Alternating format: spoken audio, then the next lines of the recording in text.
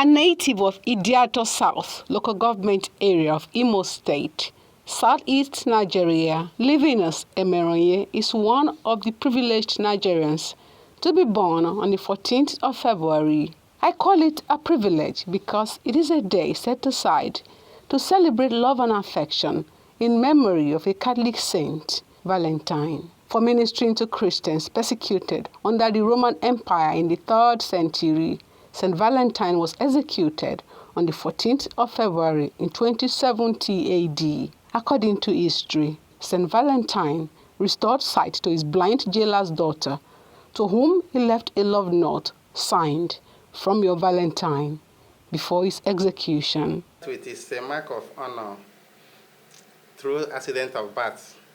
Well, an accident of birth understands that one doesn't choose his birth date and the place of birth. I don't have a right to choose who is your parents or where you're coming from. But celebrating my birthday on 14th of February is a great honor.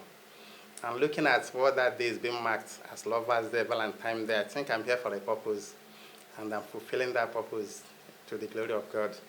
During the 2024 Valentine's Day celebration, LIVINUS expressed concerns about how the purpose of Valentine's Day has been misinterpreted with so much promiscuity that has destroyed the destinies of many youths.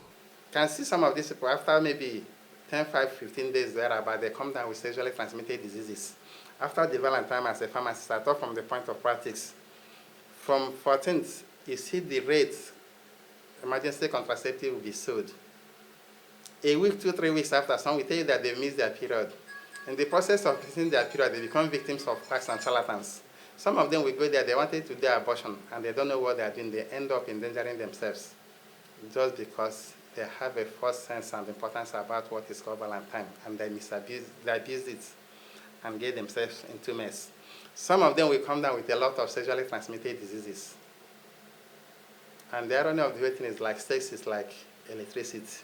When we talk about HIV, AIDS, and all this sort of stuff, it's something that goes round. So the message to them is Valentine is not meant to be a day for sexual adventure, premarital sex. It is a day to show love. When I'm talking about love, is to appreciate one another, appreciate each other for the fun of being human, and you give the little they can do to it. But then, where value is not known, abuse is inevitable. The man of many parts tells us how he ventured into pharmacy profession. Side of circumstance, and I studied pharmacy in fulfillment of God's calling. Personally, I never had the intention of studying pharmacy. But because I grew up in a pharmacist family, my guardian, that's His Royal Highness, Emereonye, of Shomolu, was the one that trained me. As I told you earlier, he trained me from primary, secondary to university. When I finished primary school, I told him that I want to go and learn trade. And he refused and asked me not to come to fats, whatever. If I ask him for pocket money, he may not give me. But if I tell him then that I need a book of 100,000 or something, he will pay. He took me to secondary school. He did what a person cannot have done. What he did was just to bring me out from the jungle or from the dungeon, reform me and make me a better person. He's into pharmaceutical business, and at a stage, when there was this challenge, you do motor pharmacists and all this stuff, whatever. If you are not a pharmacist, you'll not be allowed to practice. And you know, when you're an Igbo man or thereabout coming from whatever, there are a lot of issues. It becomes more like a tough challenge. And that was what prompted my going into pharmacy school. Apart from clinical pharmacy, LIVINUS Emereonye is a strong advocate of natural and herbal medicines. For him, this will provide alternative for the healthcare needs of the teeming population and improve healthcare delivery in Nigeria. People should do more research into the herbal medicine. The regulatory bodies should do more work too, to encourage people. When you see that herbal medicine, if we are to make it the best, it will generate a lot of revenue for the country. Herbal medicine as it is today is over $7 trillion worth business. People will come here, carry bitter leaf and go home and package it and start to send to us bitter leaf capsule. And if you look at the price, you marvel. This is what we have at every nook and cranny. But because the people doing it are being stigmatized, they are being maligned and being intimidated by any form of force, if you don't have the strength and if you don't have the shock absorber to withstand such pressure, you chicken out. More people are coming into natural medicine. More professionals, healthcare professionals. Yes, some doctors have developed interest. Some of them are coming. They may be in very minute number. Some pharmacists are joining. And the nature of what we are doing and not the rest, little drop of water makes a mighty ocean. We are creating the awareness. We are not agitating that people should live any other destiny. It's for you to have a choice. When you try two opposing powers, you know which one is better. Conventional medicine works excellently. Herbal medicine, natural medicine work fantastically. It's all about integration. His interest in literature and poetry has resulted to the publication of about 14 books. My writing is from above. It's more like a play, but I read. As I grew up as a young child in an environment, I read. I even read in the toilet. I read anything I can lay my hands upon. In the process, I developed the flair for writing. Today, if I can remember vividly, I have published about 12 books with over 400. The last count of my articles were about 425. Then that was when I was contesting election and I was trying to read up, get some information. But since then, I published over 100 articles more. So I write and I read. My writing is, if it's not documented, it's not done. What you put into writing is what people, generation coming after you, will live. If you look at something that can live after you when you must have gone, it's by writing. And most of my books, like my first book was The Steering Power. I wrote that one as an undergraduate, and to the glory of God, it makes me a millionaire. I was a multi-millionaire as a student. My first book gave me money. My second book, I published it as an intern. My third book, as a copper, that was Desert of Garden. It was the malaria war. Yeah, my hate books, like my books cut across. I read philosophy, I write philosophy, I read religion. But I've written poem, I've written prose. I'm about to publish my playwright. That's a drama, Childless Joy. And what is keeping me is, in fact, after writing that book, my encounter with what happened some few years ago made me to just bring out the manuscript and start editing. But then my hands are tied. I dip my hand into so many pies, otherwise I'll be publishing books almost every 2 months. The great achiever who has done a lot to impact many lives does not do extravagant things associated with most people of his class. Rather, his focus is on things of greater impact. On my own, I can do nothing, but I have done so much by his grace. So being a living testimony of his grace, I will do whatever I can do to see that I encourage others to be a living testimony of such magnanimity. And that's the secret behind what I do. My life is a life of give and take, a life of love.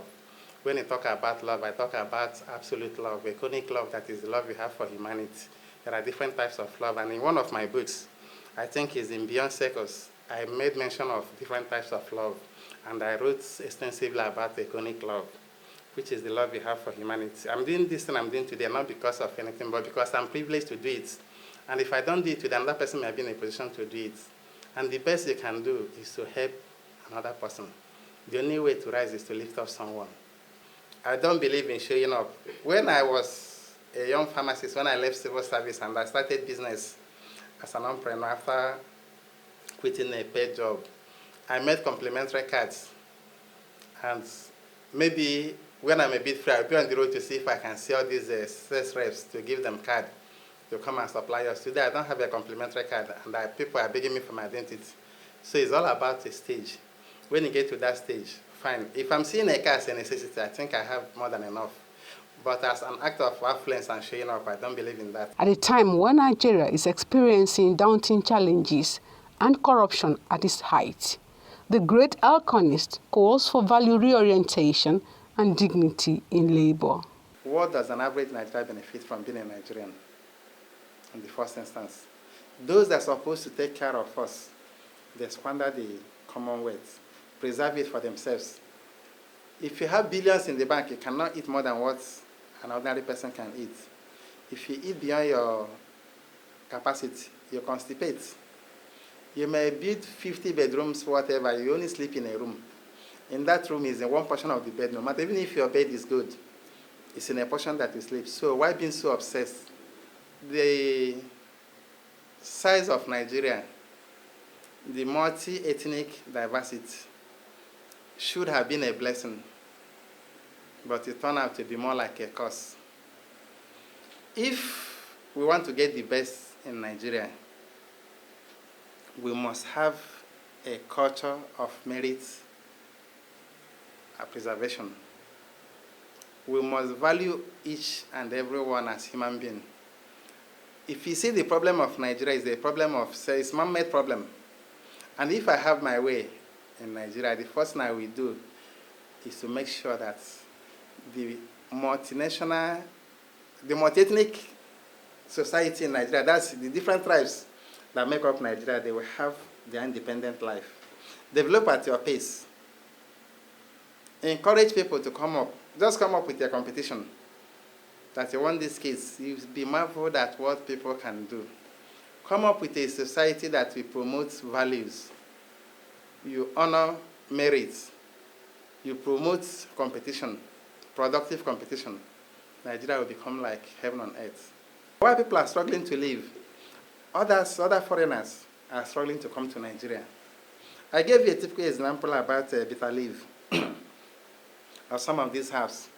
Some of them will come, harvest it, just go with a bag, 2, 3, 4, 5. By the time they're bringing those same thing back, after packaging them, you'll be shouting. Look at our oil. We are surrounded with water, but we wash ourselves with spittle. Nigeria is an oil-producing country. Today, a liter of fuel is going to 625, if not 750 in some places. He calls for a society where parents have time to raise their children, where spouses have time for one another, to ensure a sane society, irrespective of the busy schedules and quest for wealth. The society is a reflection of the people, and the people make the society. What our youth are doing today is a reflection of the core value system we have as a people. When you teach someone to fish and not to give him a fish, that person will become more like an entrepreneur and wealth creator. And if you have a society that someone will come out and be proud to say that my son is doing Yahoo, they will tell you that we have lost it. Our parentage, our cultural system, by whatever form or arts, has gone beyond repair. Most parents don't have values. This is a society that a woman, a mother will look at the daughter and tell the daughter, go and hustle, that we don't have food to eat. Hustle to do what? To prostitute. Your son will come out, a child that he didn't train for whatever form, and he come up with a car, and you're celebrating the Kumbo car that he bought. You ask him what is he doing, he's saying he's doing Yahoo. It's unheard of. If given the opportunity to lead in any capacity or to influence national decisions, LIVINUS Emereonye will stand for a country that works for all, a country that offers opportunity on the basis of merit so that people can evolve and be what God has destined them to be. Dara Network TV, an online platform built on truth and integrity.